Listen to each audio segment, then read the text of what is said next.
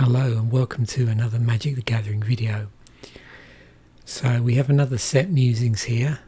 I'm going to finish off the block of the Tempest block with Exodus, the third set from that block. It's a small set. And then what I'll do, as per that suggestion, is I'm going to do a couple of other sets after this that are related in some way, but later on in Magic's history.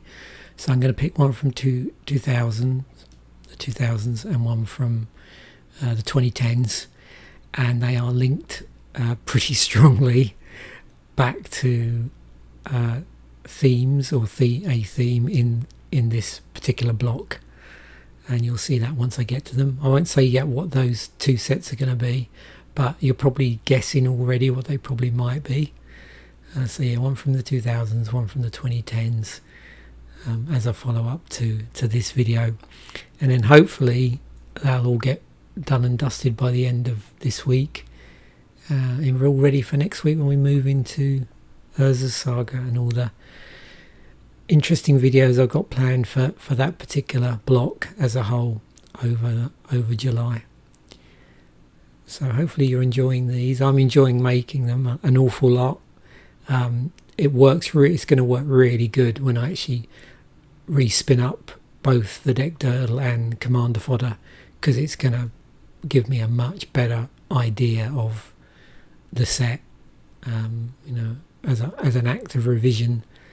When I'm going through trying to build decks with cards from a particular block and set. So this is proving really both fascinating and useful. So let's dive in. Before we go through the individual cards in the set, as I always do, we will have a look at the themes, mechanics, keywords, abilities, and interesting cycles that were a feature of this particular set. So you can see I'm well prepared again, hopefully, so it'll be nice and slick. And we're going to firstly look at some cards that were in a cycle. I think they were referred to as keepers. There weren't many cycles in this, as you'll see. There were still themes that were part of the block, but the cycles themselves were fairly few in number. Just to give you also some overview of the set, there are 143 cards in the set. It was the third set of the block. It was a small set, no surprise there. 55 commons, 44 uncommons, 44 rares. As I said with the previous set, because that was also a small set, there weren't any basic lands specifically printed for the set. It just uses the basic lands from the block in any theme decks that Wizards would have produced at the time. They would have utilised basic lands from the first set in the block, which was obviously Tempest. So with the keepers, you'll see that they're all 2 mana of each of the colours. So there's 5 of them: one, white, blue, black, red and green. And there is a tie-in for, I think, 4 out of the 5 to the Oaths, which is the other cycle in the set. So what these keepers did is, you see they're all as well 1/2s for 2, but each of them has an ability which you pay 1 of the specific colour and then tap it to do some form of, I don't know if equilibration is the right word, but what you're trying to do is equalize resources. So if the active player has less of something than a target opponent, that player takes some action. The active player takes some action. So for the white one, you would gain 3 life, but you would only play this ability if you have less life than the target opponent. For the blue one, it was the same sort of thing, but with card draw. So for this one, you drew a card, but you only played the ability if the target opponent had at least 2 or more cards in hand than you. The black one was graveyard shenanigans, or the trigger was, sorry, it wasn't so much graveyard shenanigans, but the trigger to be able to do the ability, to be able to play the ability, was to do with the graveyard. So for the black one, you got to destroy a target non-black creature, but you could only play the ability if that creature's controller had at least 2 fewer creature cards in his or her graveyard than you have in yours. Keeper of the Flame deals 2 damage to target opponent.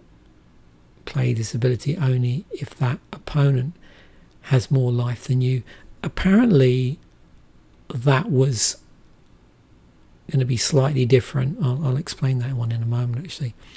Keeper of the Beasts. So this one was to do with tokens. So you put a token into play. It's a 2/2 green creature, and you only play this ability if target opponent controls more creatures than you. Now, going back to Keeper of the Flame, apparently, let me just look at this. Actually, no, I'm thinking of the Oath. Sorry, my mistake.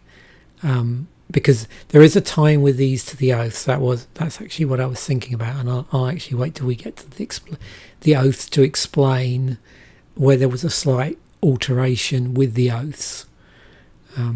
So yeah, let's do the Oaths now, because like I said, there is a time, and that's what I was thinking about actually, was to do with the Oaths. So you can see the Oaths are enchantments, and they do a similar sort of thing. So for the white one, so with these there's a slight difference in the casting costs for one of them compared to the others. But what they do as enchantments, you can see here. So with the white one, during each player's upkeep, if that player controls fewer lands than target opponent, the player must search his or her library for a basic land card and put that land into play. Notice with this particular one, when you compare it to the Keeper, this one cares about lands, the other one cared about life. The blue one sticks with cards in hand, so during each player's upkeep, if that player has fewer cards in hand than target opponent, that player may discard his or her hand and draw 3 cards. So again, it's playing around with card draw and hand size. Oath of Ghouls, if there are more creature cards in that player's graveyard than in target opponent's graveyard, the player may return a creature card from his or her graveyard to his or her hand. So that's during each player's upkeep.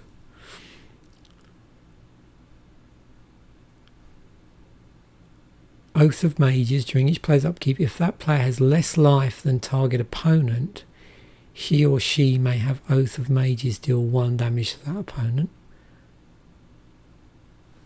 And then Oath of Druids, which is probably the most well known, during each player's upkeep, if that player controls fewer creatures than target opponent, the player may reveal cards from his or her library until he or she reveals a creature card.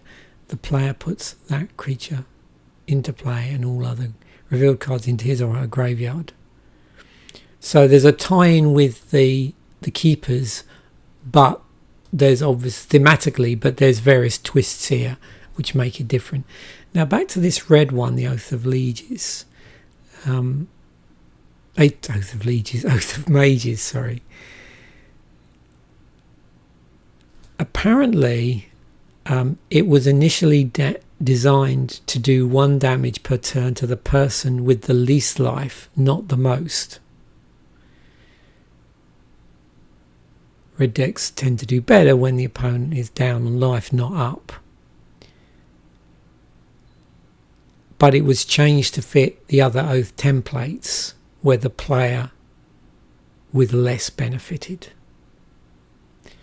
So, yeah, for what they call cycle symmetry, this was changed apparently from the original design. There's an article on the Magic the Gathering website about this. Lycids were in this set, although there wasn't a full cycle. We had dominating Licid, and you've seen the action here where you're basically taking a creature, and this one is 1 and 2 blue for a 1/1, and then turning it in, has an ability that turns it into an enchantment, whereby for this one you gain control of enchanted creature instead of any other type of permanent. Move dominating Licid onto target creature.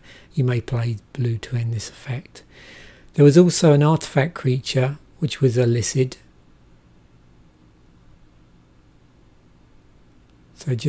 And the reason why you see this counts as a Licid, the reason why they're on these cards, and I've pointed this out before, is because of the fact that at that point in here, which is the type of the card, if it was an artifact creature, it didn't have artifact creature Licid. So that was a way of just reminding you, or adding in the fact that this was a Licid. And that's why on several of the cards we saw before, it had that. There weren't subtypes on cards at this point in Magic's history. You'll also notice, I think this was the first set, and again correct me if I'm wrong here, the first set where they actually used colour coding on the set symbol to signify the rarity, because we didn't see that in the other sets so far. The reason why it gets a little bit confusing is at that point, I think I might have mentioned with core sets, they were coming out every 2 years, and sometimes what would happen is the core set would, I think, come out between the end 2 sets of the block, and because of that, sometimes things like changes to rules, things like that, might be instigated as part of the core set rollout, and that then might have an effect on the very last set of the block. But I don't know if this was the case here or not. I can't remember, and I haven't got the list of releases in front of me. Let me just see if I can quickly. No, I don't. Yeah, I don't believe actually there was a core set between Stronghold and Exodus. That would have been the following block where that may have happened or not. I can't remember at which point they aligned core sets a little bit better. And obviously at some point in Magic's history, core sets got to be released once every year as well, which made things probably a little bit easier. So going back to this one, it's a 2/2 for 3. 1 and tap. It loses the ability and becomes a creature enchantment that reads, enchanted creature gets +1/+1 and counts as an artifact instead of any other type of permanent. Move transmogrifying Licid onto target creature. You may pay 1 to end this effect. So a couple of those. We still had spikes in the set. We didn't have a full complement. As you saw before, they were in green, but we have a black spike here. Again, we can see a lot easier which ones are the rares here.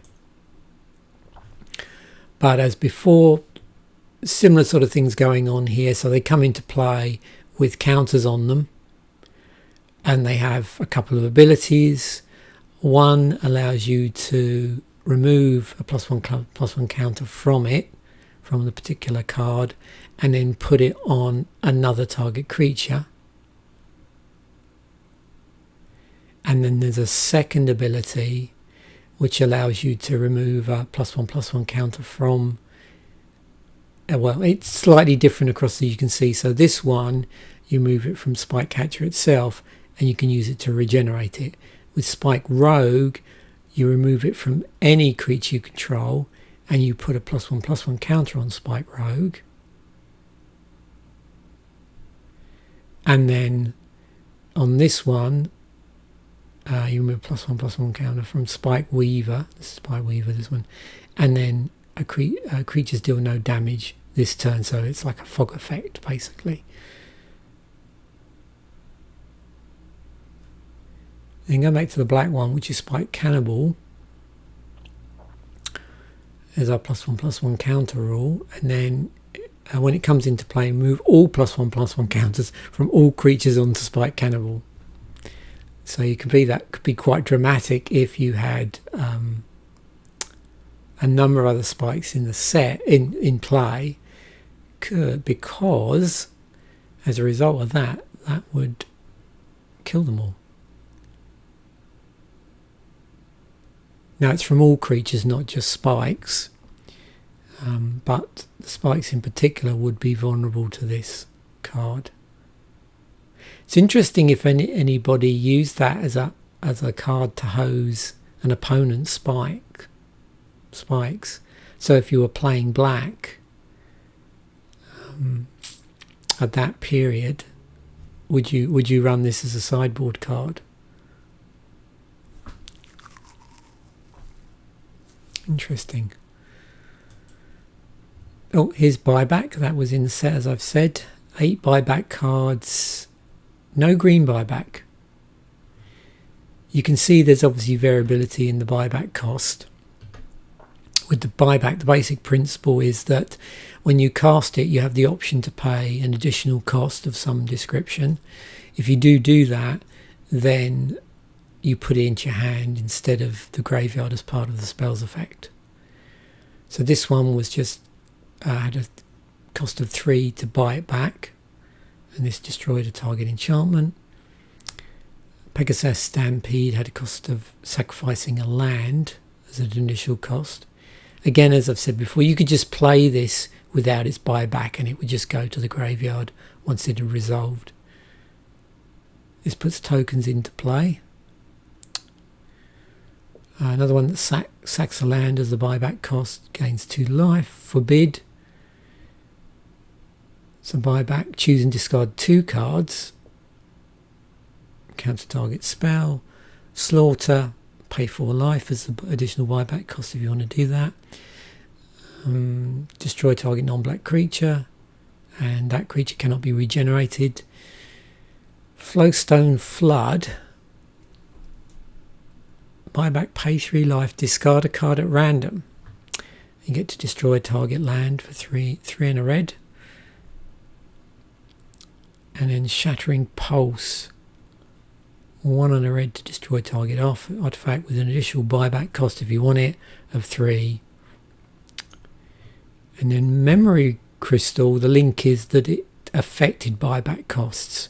So if you had this in play, then it would reduce all buyback costs by 2, if indeed the buyback cost is mana. Of course, it wouldn't affect any of these other ones which had alternative buyback costs to a mana cost.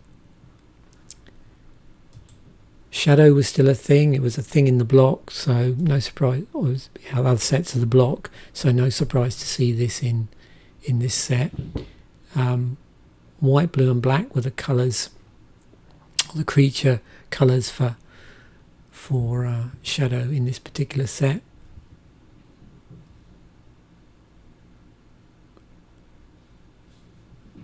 So this one would only gain Shadow if you chose and discard a card.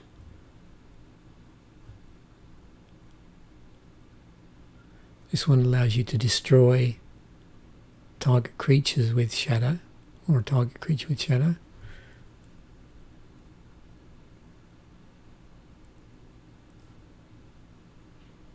Interesting here. So Dalthy Warlord, it doesn't give other shadow creatures additional abilities, but it does give itself, the power goes up. The power is equal to the number of creatures with shadow in play, and that's any creatures. So, you know, if you were playing the mirror where your opponent was playing shadow creatures, then Dalthy Warlord would benefit from that. What sort of legends do we have in the set? Well, we've got Urtai Wizard Adept, so 2 and a blue. Again, because it just had summon legend here and it didn't have the creature type of wizard or legendary wizard, just in the rules text. 2 and 2 blue, tap, counter target spell, play this ability as an interrupt.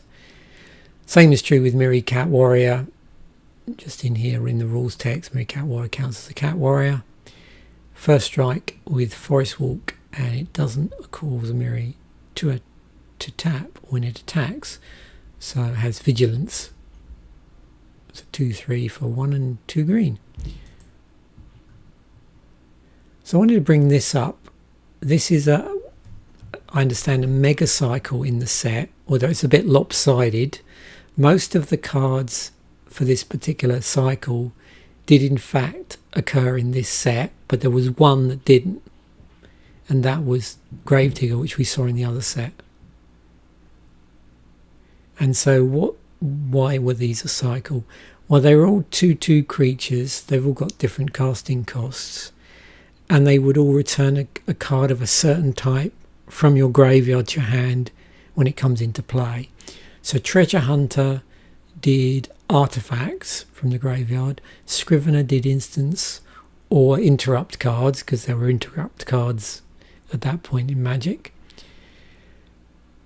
Gravedigger, we'll have a look at the Oracle text of that in a moment, actually, just out of curiosity. As we saw in the previous video, I did creature cards. Anarchist was sorcery spells, and Cartographer was land, basically. And it was a mega cycle basically because it included in the cycle cards from outside this set, and there was only one of those, and that was Gravedigger, that made up the 5-colour cycle. Yeah, so effectively interrupt cards were got rid of, and everything of that was just an instant. If you have an interrupt card, a card that is an interrupt card, then it will just say instant on it. It will say instant in the Oracle text, basically.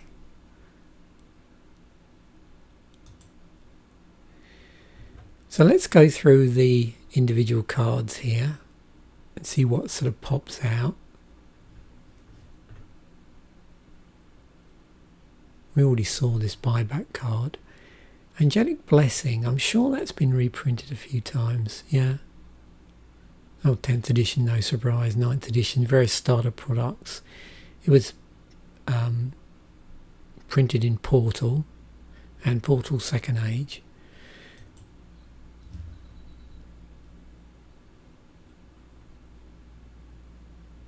Cataclysm.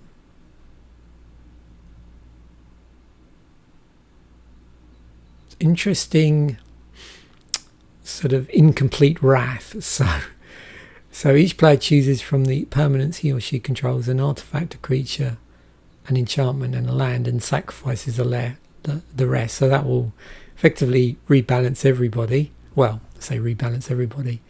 It's not so good if you don't have any of these in play, but if you've got one of each of these in play, then effectively everybody will end up with one of each. Exalted Dragon. Okay, each turn it cannot attack unless you sacrifice a land. That's a pretty heavy cost. So it's 4 and 2 white with flying, 5/5. But this downside here looks like, do we have, yeah, we've got in white in this set, and I have seen it in other sets in the block, we've got a life gain thing going on, which you'll see probably a familiar card in a moment, actually.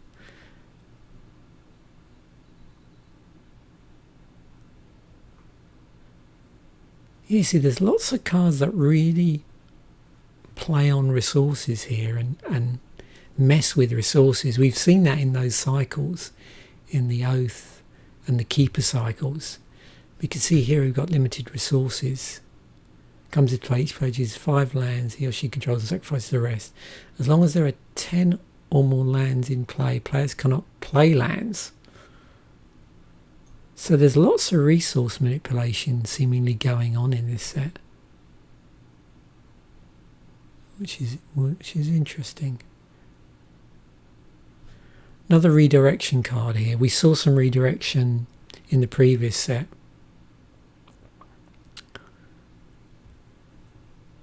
Some protection here.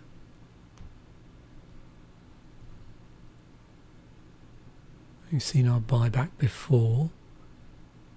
So how many times has that been reprinted? No, never. Okay. Have the oaths ever been reprinted?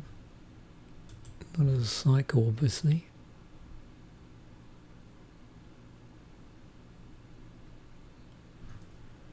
Another life gain card.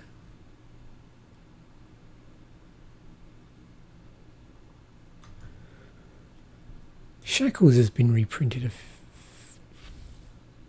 What am I thinking of then?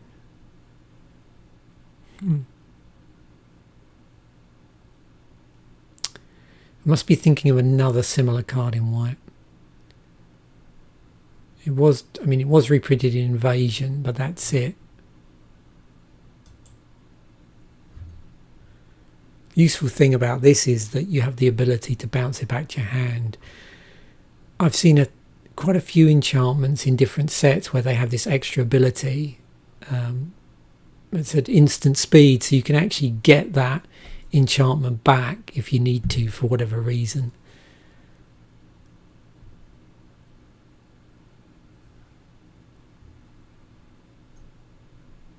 So this was the card I was thinking of, Soul Warden, when I was talking about life gain and expecting to see a card in here. So I believe this has been, yes, reprinted a few times. Again, that's probably where I remember it most from, 10th edition. It was in that modern event deck from 2014.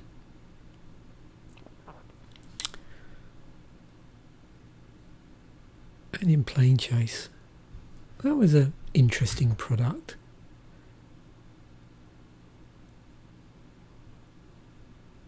I think I'm trying to remember now whether I'm sure I saw one. This must have been around about 2010, so it would have been in the first year I was in Canada. I went to a convention. I think it was the first year of Halcon, and actually saw people playing what looked like to be Commander, but using Plane Chase cards as well. I think that was right. I think that's what I saw. Because the decks looked a lot larger than like a regular 60 card deck.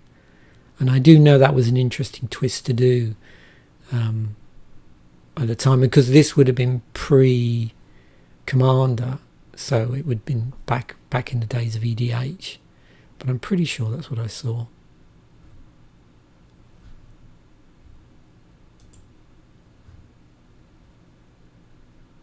Standing troops.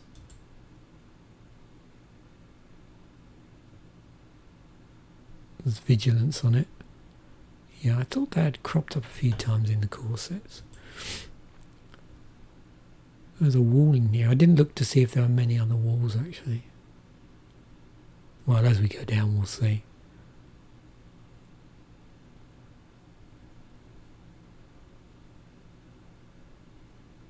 End of combat. Remove from the game all creatures blocked by wall of nets. If wall of nets leaves play, return to play under the owner's control. All creatures removed from the game. That's a pretty cool card. It's only reprinted in Exodus. So all creatures blocked by wall of nets. That could be super annoying. If that was equipped up right.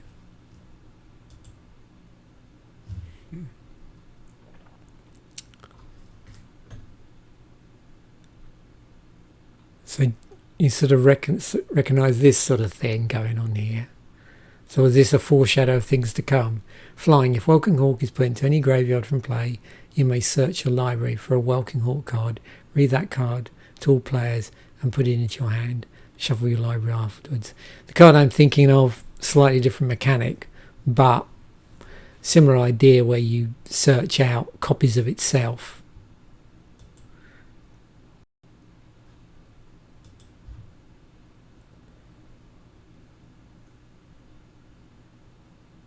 So definitely life gain going on here.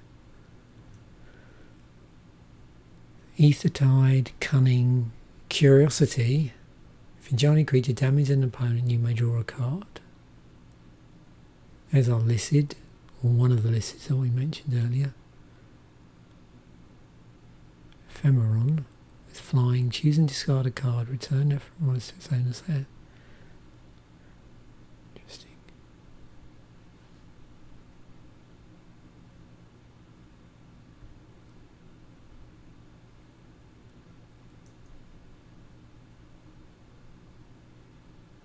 Equilibrium. There's one of our legends we saw. There's a Keeper.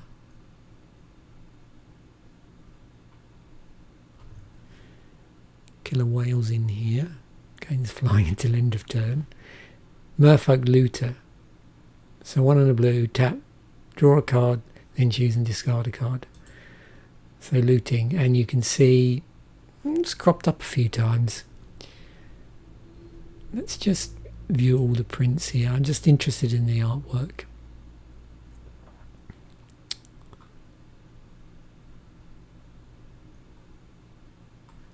Seventh edition. These gold bordered cards would have been in those World Championship decks, by the way. 10th edition, M10. What was that? I'm assuming that was something from Magic the Gathering Online. It's M12. That was a Tempest Remastered from Magic the Gathering Online. Eternal Masters. Did that only come out in paper? I'm pretty... Oh no, it was printed in... Oh, I'm thinking of Vintage Masters. Yeah, that's why I get confused. So Eternal Masters was printed both in paper and it was on Magic the Gathering Online.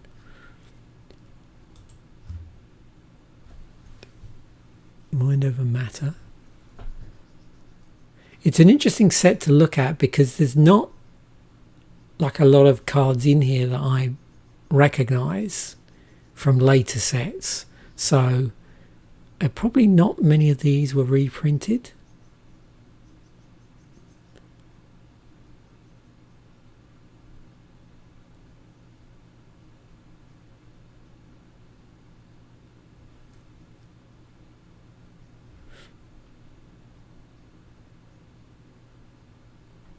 Okay, Treasure Trove, 2 and 2 blue. Is that supposed to be Khan there? Yeah. Khan and Hannah stood over their recovered legacy artifacts like loving parents over sleeping children. Okay. There's Hannah, there's Khan, and there's the recovered artifacts. 2 and 2 blue, draw a card. Let's have a look. Oh, yeah, it did get a bit of a core set reprint going on there. Didn't keep with the artwork though.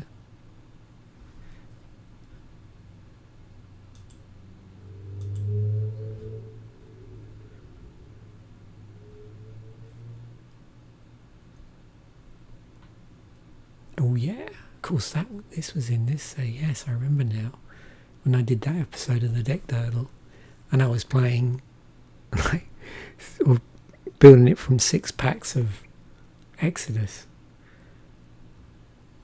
Because this was at common. Carnophage. Single black. 2/2. During upkeep, pay 1 life or tap Carnophage. Yeah, so Vintage Masters was an online only set. Man, it's never been printed anywhere else. It's Cat Burglar.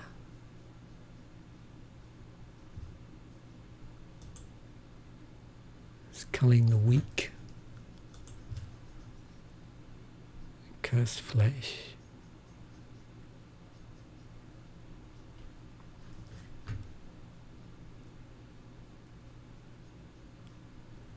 Okay, as we saw earlier, lots of black shadow creatures.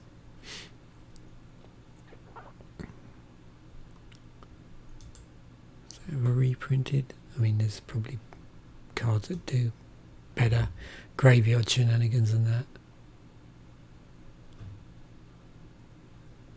It's Spectres, power and toughness. Okay, so that was interesting to me, Spectre cards, because they all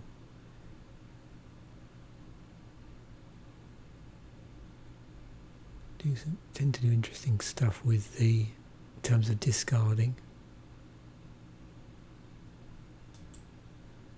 Don't think that's been reprinted.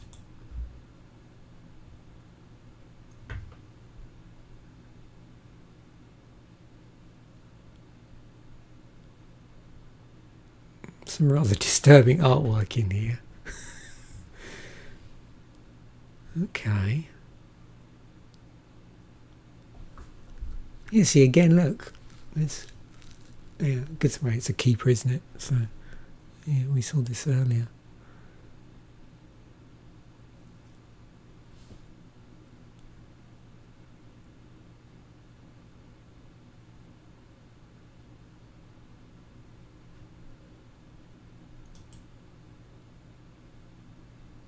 So that did crop up in Eternal Masters, 8th edition, 7th edition. All creatures get -1/-1 until end of turn.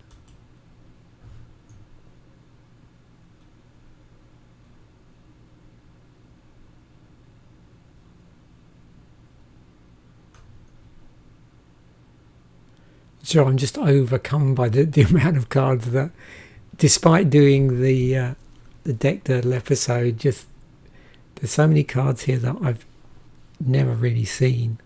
Well, I've never really sat down like this and gone through the set as a whole. So it's actually quite overwhelming.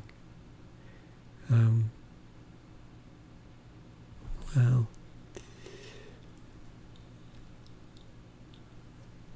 there seems to be quite a lot of cost, and it was definitely a thing at that point in Magic of, you know, an additional cost of just keeping stuff in play. So you have a 6/4 here for 4 and 3 black with first strike. During your upkeep, pay 2 black or sacrifice pawn spit. If pawn, did I say pawn spit? I meant, Craig, what's going on? Pit spawn. Oh dear. Not spawn pit, but pit spawn. If pit spawn damages any creature, remove that creature from the game.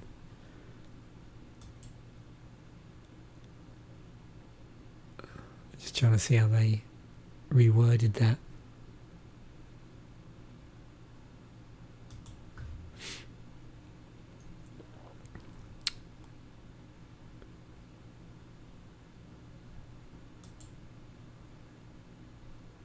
Nope.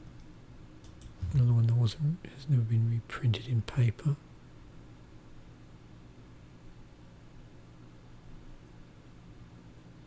Doesn't look like there were many thralls. Thralls is a pretty old tribe.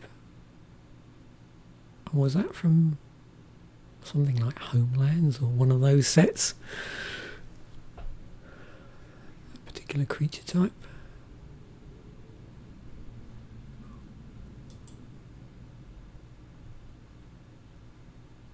That was in 10th edition. Yeah, that's probably where I know it from. Vampire Hounds, Volrath Dungeon. Good old Volrath.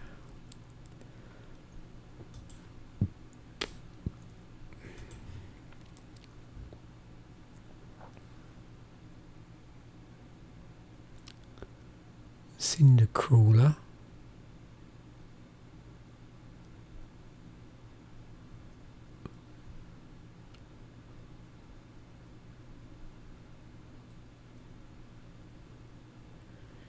So let's see how we do in red with all the different goblins, if there are that many.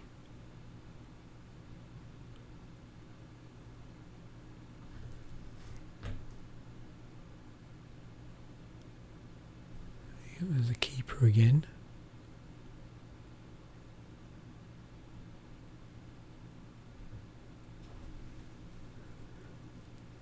A bit of pinging going on here as well. Some random stuff.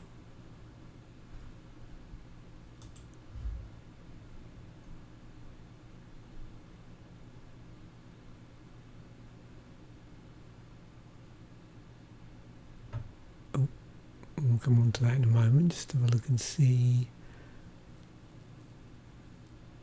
Yeah, see another restriction here based on resources.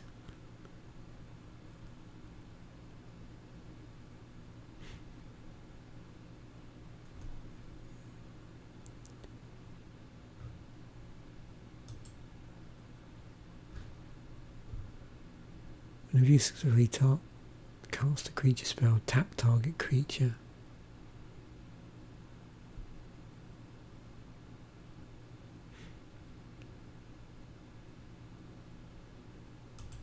It's pretty interesting, actually. So, our old friend Raging Goblin, unaffected by summoning sickness, 1/1 for 1. Let's have a look. I think this has been a few times. So, what's that? 6th edition, 8th edition. Not sure what that is. 10th edition.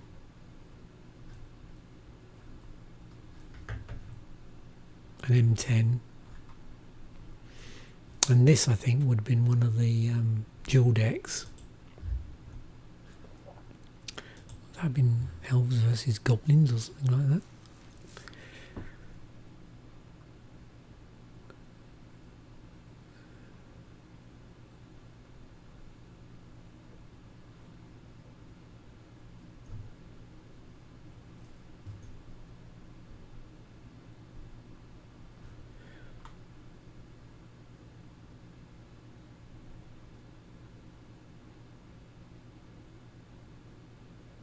Whenever any player successfully casts a spell, spell shock deals 2 damage to him or her.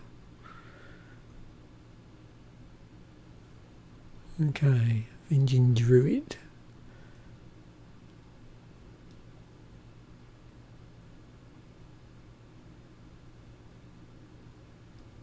Well, there's a ton going on here.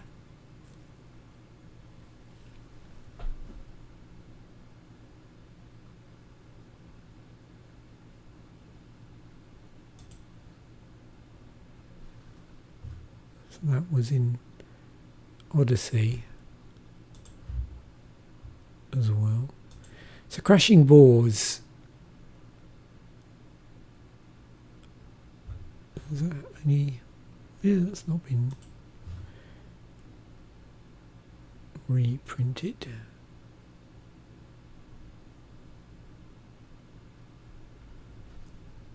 Elvish Berserker. Oh yeah, again. 10th edition and 9th edition. Keeper of the Beasts. 2 green. 1, 2. Yeah, it's the keeper we looked at earlier. Related Rottweiler. Sorry, not Rottweiler. Rottweiler. Green.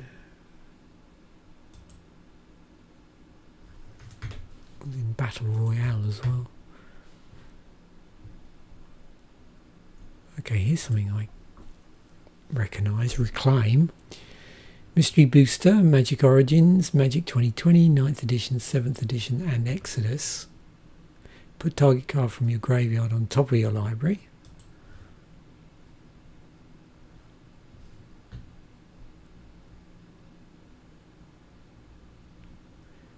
So he casts a creature spell, put a +1/+1 counter.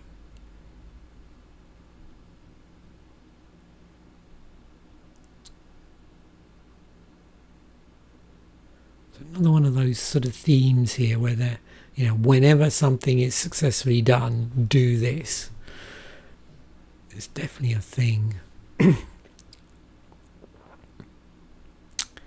There's our spikes that we saw earlier. Ow, there we go. Now we're starting to see stuff that I definitely do recognise. So, Survival of the Fittest. Okay, yep.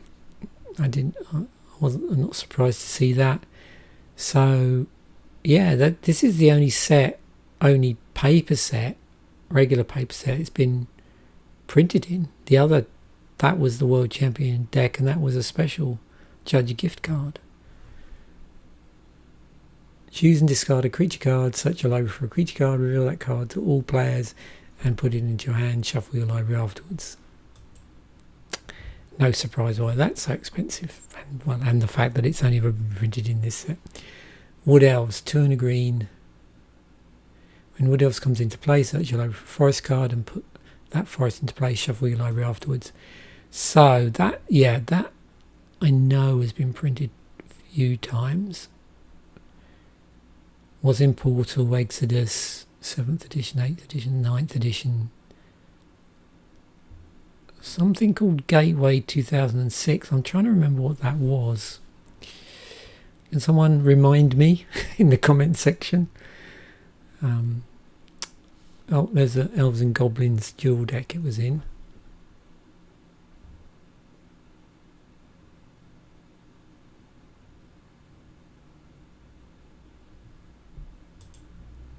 I don't know if it goes back any further in time. No, that's back as far as it goes. So it was in Portal, and then we have Coat of Arms.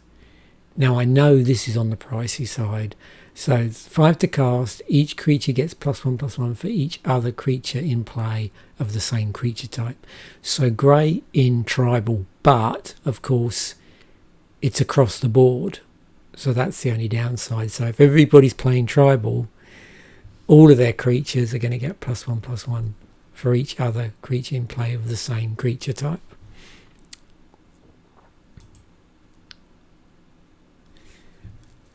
And so this one is 24. Now it has been reprinted. It was actually reprinted in a number of core sets, including 10th edition and Magic 2010. But it is at rare, and you know, I imagine it's, you know, super popular if you play tribal. So hence the slightly elevated card price. Erratic Portal, 1 tap, return target creature's owner's hand unless the controller plays 1. It's interesting.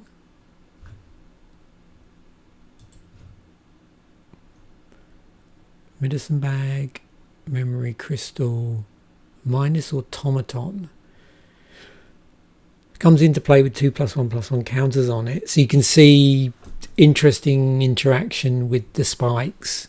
1, choose and discard a card, put a +1/+1 counter on minus Automaton, remove 2+1/+1 counters from it, draw a card. It was reprinted for Eternal Masters and was also in Commander Legends as well. And also it was a Time Spiral time shifted card, so that would have been in the special time shifted slot for Time Spiral. Null Brooch, I don't think, yeah, I didn't think that had been reprinted.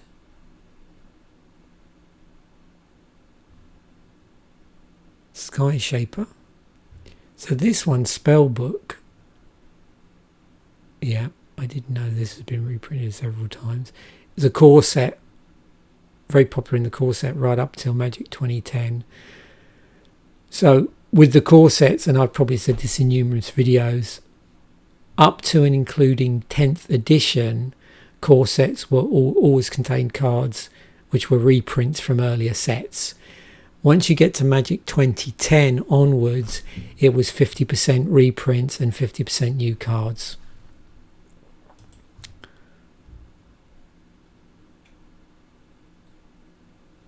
Sphere of Resistance. All spells cost an additional 1 to play across the board. That was actually an invention in Kaladesh then. Okay, good to know. Thopter Squadron. Flying Thopter Squadron comes into play with 3+1/+1 counters on it. Okay, so we've got a counter thing going on here. 1 remove +1/+1 Thopter Squadron, put us. Play, treat this token as a 1/1. Okay. Has that been... No, so that's never been reprinted in paper anyway. So definitely, I'm just looking to see how many of the spikes allow you to put +1/+1 counters on other creatures. Oh, workhorse. Another one with +1/+1 counters on it. So this is the mana generator. Only ever been in Exodus. 6 to cast. 4 counters on it. And there was 1 land in the set, and that was City of Traitors.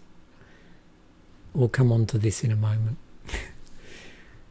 Okay, so that's just that we've been through the set there. I apologise if I was silent for long periods of time, but I was just completely overwhelmed by the amount of cards that I'd never seen before. And what I wanted to do is hold it on screen long enough so you can also see that, because I was concerned that this was just going to be me reading off the cards more than me sort of going, oh, yeah, I remember that card, or that looks interesting, or I know that's been reprinted loads of times. So hopefully that worked, me doing that. So at least you can see and get a real good feel for the set. Because after all, this is a musing. We're musing over the set in a sort of appreciative way. I'm just scrolling back down again, just in case there's anything I've missed. Mana Breach, is that? Well, it's been reprinted in 7th edition. Whenever any player plays a spell, that player... Okay, so another one of those. I wonder if there was a... I'm not going to bother searching this. Maybe I'll do it after the fact. It does make me wonder if there was this other non-documented cycle where there were a lot of these, whenever a player does this, something else happens sort of thing in each of the colours. Because it almost looks like that. That was definitely going on. But I'm not sure if I see it across all the colours. That's the only thing. So, strictly speaking, not really a cycle, I suppose. And that's the thing. Well, we've seen a couple of cards that have that. Let's say, whenever this happens, then do this thing. Yeah, there's another one.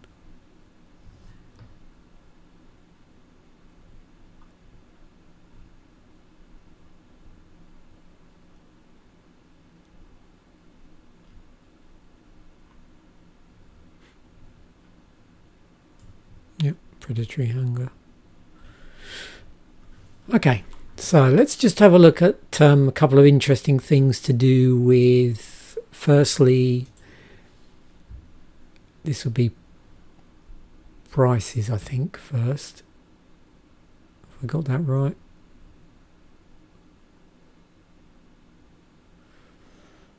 Yeah, so I've sorted by price here. And City of Traitors, that's why I want to sort of wait until this point to go through this card. So if you play a land, sacrifice City of Traitors, add 2 colourless mana to your mana pool. So obviously once this is in play, you don't want to be playing, well, you can play other lands. Maybe what this is like a quick, speed acceleration going on here.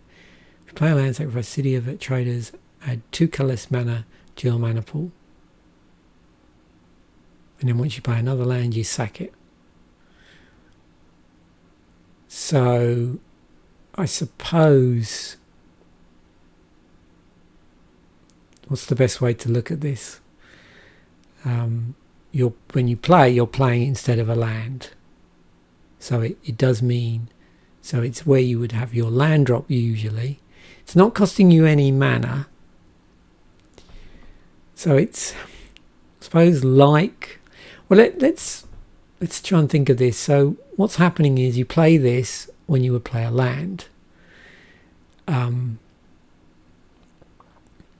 you can tap it for 2 colourless mana.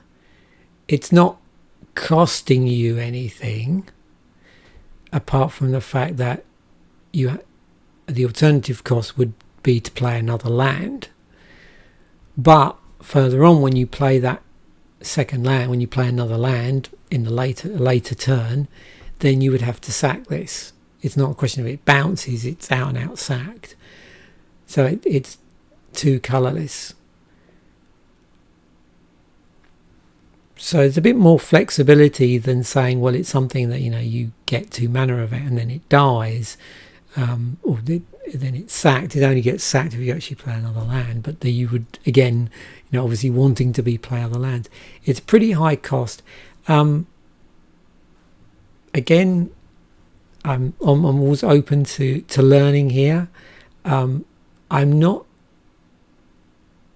you know, I don't know enough about certain styles of playing to know what the best deck this would be to have it in, or how you build around it.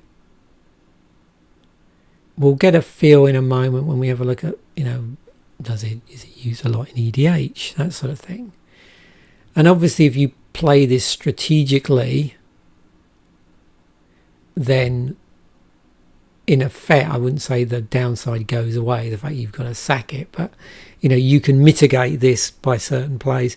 But I'd be curious if anybody out there knows, outside of like multiplayer formats, is there a particular Eternal, because this has never been reprinted, so I'm assuming, see, it was given away as part of a Legacy Championship, so that makes me without doing a bit of research here, that implies, and that's what I sort of thought with this would be at home in a Legacy deck.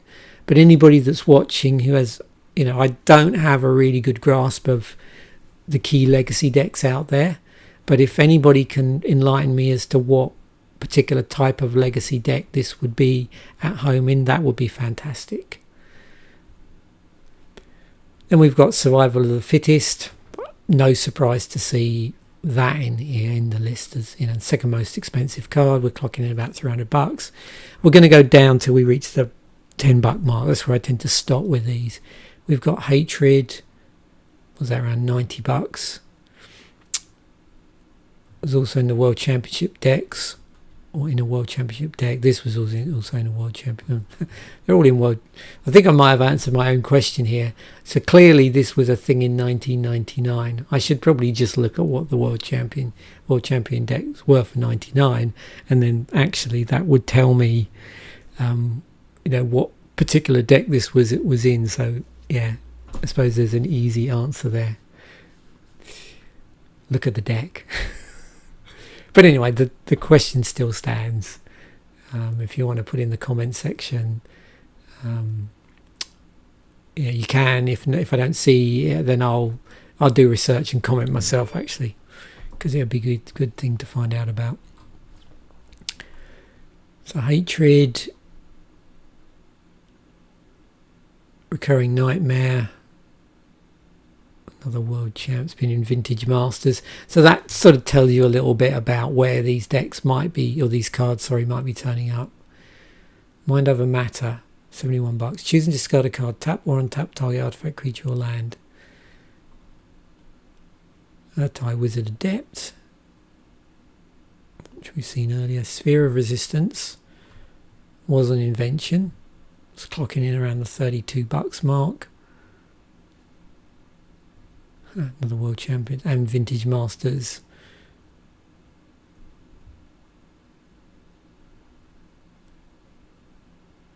So probably some sort of control deck. Oh, yeah. And this is just a popular card in Tribal, so reason why it's $24. Oath of Ghouls. Another Oath card, $23. Graveyard Shenanigans. There's a Licid in here for $15. Maybe Licid Tribal is a thing.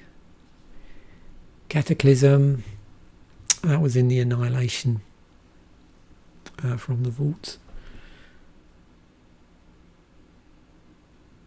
And a World Championship deck. Oath of Druids, yeah. Vintage Masters. I knew this was a vintage card, and it's been printed in Commander as well, because it's going to be popular in Commander.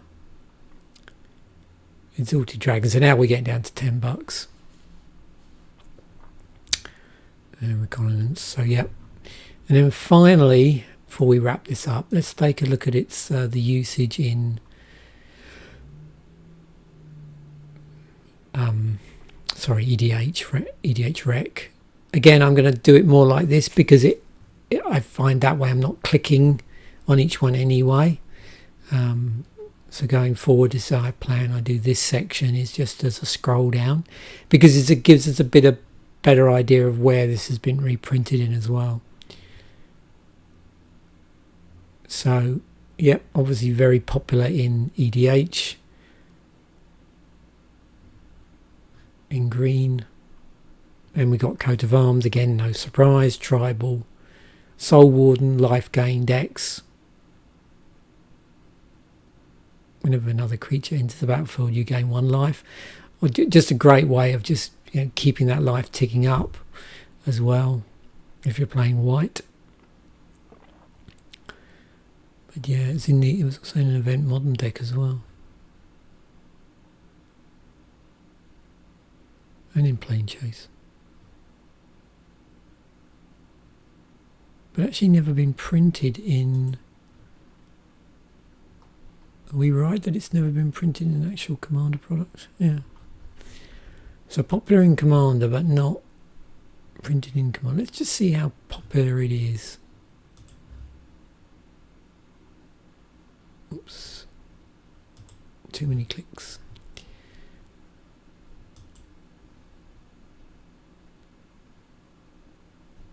Let me go back one. I have to do something a bit clever here. I'm just really curious.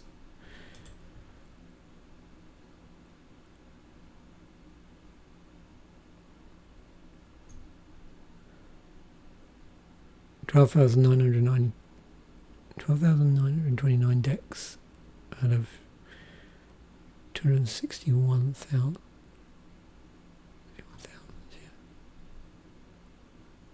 Yeah.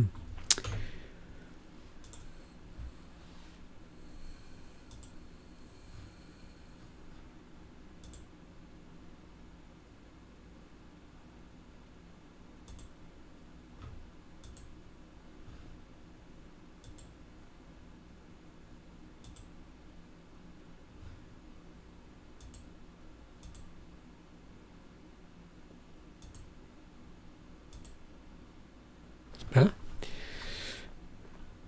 Curiosity. You can see that's been printed quite a few times.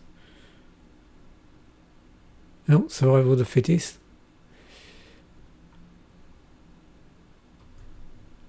Just see what that's. And then spellbook.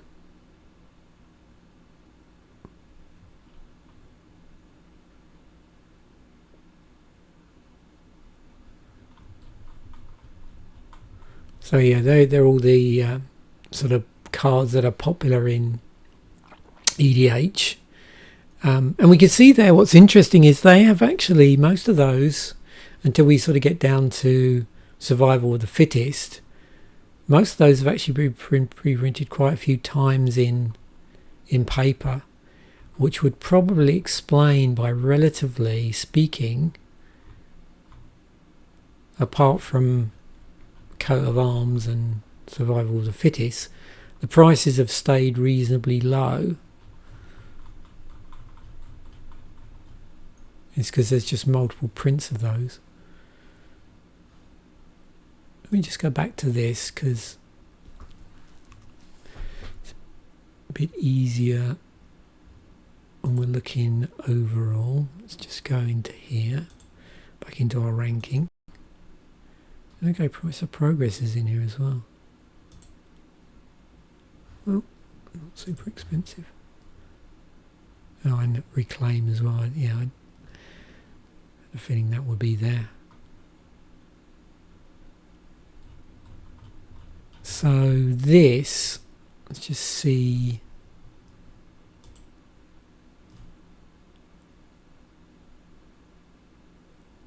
Actually, that might be another way to find out. Oh look, it's Cody Viserys Codex as a new commander. It's in a few EDH decks. So I wonder if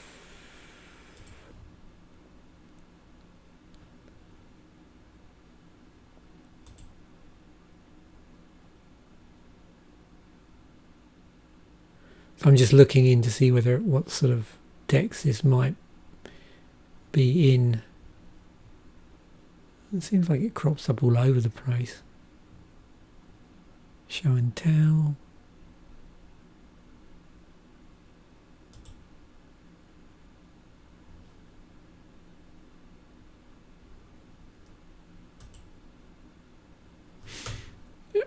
I'm going to use this side that much, so I'm not going to go too far down that rabbit hole. About Moxfield.